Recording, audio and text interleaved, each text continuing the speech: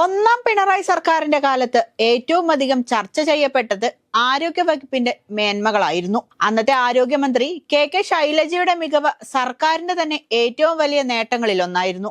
ഒരുപക്ഷെ മുഖ്യമന്ത്രി പിണറായി വിജയനേക്കാൾ ഏറ്റവും അധികം ശ്രദ്ധിക്കപ്പെട്ടിരുന്നതും കെ ശൈലജ ടീച്ചറെ ആയിരുന്നു എന്ന് പറയാം.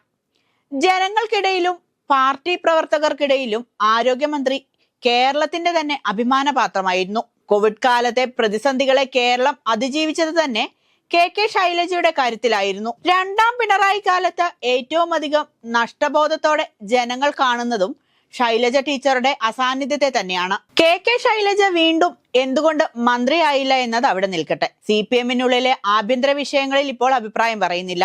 കെ ശൈലജ മാറിയിടത്തേക്ക് കടന്നു വന്ന ഇപ്പോഴത്തെ ആരോഗ്യമന്ത്രിയുടെ ചെയ്തികളിലേക്ക് നമുക്കൊന്ന് ശ്രദ്ധ നൽകാം. ഒരുപക്ഷെ കേരളം കണ്ട ഏറ്റവും മോശം ആരോഗ്യമന്ത്രിമാരിൽ ഒരാളാണ് ഇപ്പോഴത്തെ മന്ത്രി വീണ ജോർജ്. CPM നേതാക്കളും അണികളും പോലും അത് രഹസ്യമായി പറഞ്ഞു തുടങ്ങിയിരിക്കുന്നു.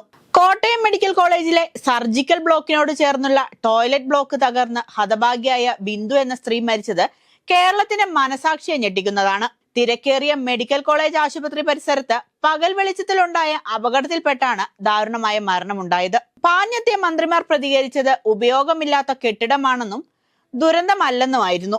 മണിക്കൂറുകൾ കഴിഞ്ഞാണ് കെട്ടിടാവശിഷ്ടങ്ങൾക്കിടയിൽ നിന്ന് ഗുരുതരാവസ്ഥയിൽ ബിന്ദുവിനെ കണ്ടെത്തുന്നത്. ഇത് മരണമല്ല, കൊലപാതകമാണെന്ന് പറയേണ്ടി വരുന്നത് ഉദ്യോഗസ്ഥരുടെയും ഉത്തരവാദിത്തപ്പെട്ടവരുടെയും തികഞ്ഞ അനാസ്ഥയാണ് ആ സാധു സ്ത്രീയുടെ മരണത്തിന് കാരണമെന്ന് തിരിച്ചറിയുമ്പോഴാണ്. ഉദ്യോഗസ്ഥർ പറഞ്ഞു കൊടുക്കുന്നത് മാധ്യമങ്ങളോട് വെളിപ്പെടുത്തുന്ന മെഗാഫോണായി മന്ത്രി അധപ്പതിച്ചിരിക്കുന്നു. പ്രതിസന്ധി ഘട്ടങ്ങളിൽ വിവേകത്തോടെ തീരുമാനമെടുത്ത് നടപ്പിലാക്കുന്നതിലാണ് മിടുക്ക് കാണിക്കേണ്ടിയിരുന്നത്. കെട്ടിടാവശിഷ്ടങ്ങൾക്കിടയിൽ ആരെങ്കിലും പെട്ടിരിക്കാമെന്ന് കരുതണമെങ്കിൽ മെഡിക്കൽ കോളേജ് പരിസരത്തിലെ തിരക്ക് എപ്പോഴെങ്കിലും നേരിട്ട് അനുഭവിച്ചിട്ടുണ്ടാകണം. അതില്ലാത്തതിന്റെ കുറവാണ് ആരോഗ്യമന്ത്രി പ്രകടിപ്പിച്ചത്. 2012-13 കാലഘട്ടത്തിൽ കാലാവധി കഴിഞ്ഞ് അപകടാവസ്ഥയിലായ കെട്ടിടമാണെന്ന് റിപ്പോർട്ടുണ്ടായിട്ടും 2025-ലും അത് പൊളിച്ചു മാറ്റാൻ കഴിഞ്ഞില്ല. നമ്പർ 1 ആരോഗ്യ കേരളത്തിന്റെ ദുസ്ഥിതിയാണിത്. കെട്ടിടങ്ങളുടെ സുരക്ഷാ ഓഡിറ്റ് നടത്തി 5 ദിവസത്തിനുള്ളിൽ റിപ്പോർട്ട് നൽകണമെന്ന് ഉത്തരവിട്ട ആരോഗ്യമന്ത്രിയുടെ കേരളത്തിലാണ് ഇത് സംഭവിച്ചിരിക്കുന്നത്. 2022-ലെ ഉത്തരവിന് ഇപ്പോഴും പുല്ലുവിലയാണെന്നതാണ് 2025-ലെ ദുരന്തം ഓർമ്മിപ്പിക്കുന്നത്. 68 വർഷങ്ങൾക്ക് മുൻപ് പണിത അപകടാവസ്ഥയിലായ കെട്ടിടം പൊളിച്ചു മാറ്റിയില്ലെന്ന് മാത്രമല്ല, രോഗികളുടെ കൂട്ടിരിപ്പുകാരും മറ്റുള്ളവരും അതിൽ പ്രവേശിക്കാതിരിക്കാനുള്ള മുൻകരുതൽ പോലും ഉണ്ടായില്ല. പാവപ്പെട്ടവന്റെ അവസാനത്തെ അത്താണിയാണ് മെഡിക്കൽ കോളേജ് ആശുപത്രികൾ.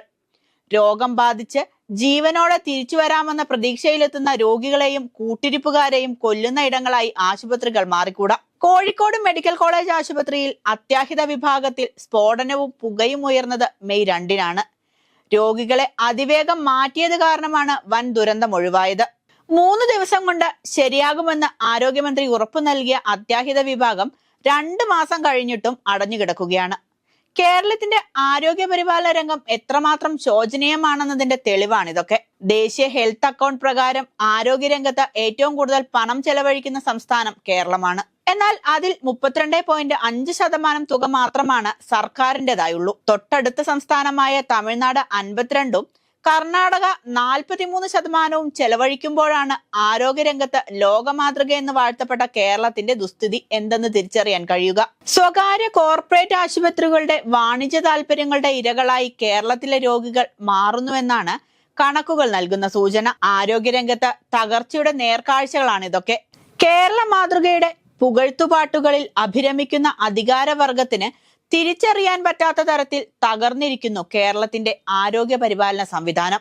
മാധ്യമങ്ങൾക്ക് മുൻപിൽ വെല്ലുവിളിക്കാനും കുറ്റപ്പെടുത്താനും കാണിക്കുന്ന വീറും വാശിയും ആരോഗ്യരംഗത്തെ ശോചനീയാവസ്ഥ പരിഹരിക്കാൻ വകുപ്പ് മന്ത്രി കാണിച്ചിരുന്നെങ്കിലെന്ന് ആശിച്ചു പോവുകയാണ്. തിരുവനന്തപുരം മെഡിക്കൽ കോളേജിലെ ഡോക്ടർ ഹാരിസ് കാണിച്ച സത്യസന്ധതയുടെ ഒരംശമെങ്കിലും മന്ത്രിമാർക്കും മന്ത്രിസഭയ്ക്കും ഉണ്ടായിരുന്നെങ്കിൽ ബിന്ദു കൊല്ലപ്പെടുമായിരുന്നില്ല. പ്രതിപക്ഷം ആരോപിക്കുന്നത് പോലെ തന്നെ കേരളത്തിലെ ആരോഗ്യരംഗം ഇപ്പോൾ വെന്റിലേറ്ററിലാണ്. സാധാരണക്കാരന്റെ സ്വന്തം ആരോഗ്യം നിലനിർത്തുവാൻ കഴിയുന്ന നിലയിലേക്ക് കാര്യക്ഷമമല്ല നമ്മുടെ സർക്കാർ ആശുപത്രികൾ. ഇതെല്ലാം തിരിച്ചറിയുകയും മനസ്സിലാക്കുകയും ചെയ്യുന്നുണ്ടെങ്കിൽ CPM അധികം വൈകാതെ തന്നെ മന്ത്രി വീണ ജോർജിന്റെ രാജി ആവശ്യപ്പെടുക തന്നെ ചെയ്യുമെന്നാണ് വിശ്വാസം. സ്വയം രാജിവെച്ച് വീണ പുറത്തു പോകുന്നതാണ് അഭികാമ്യം.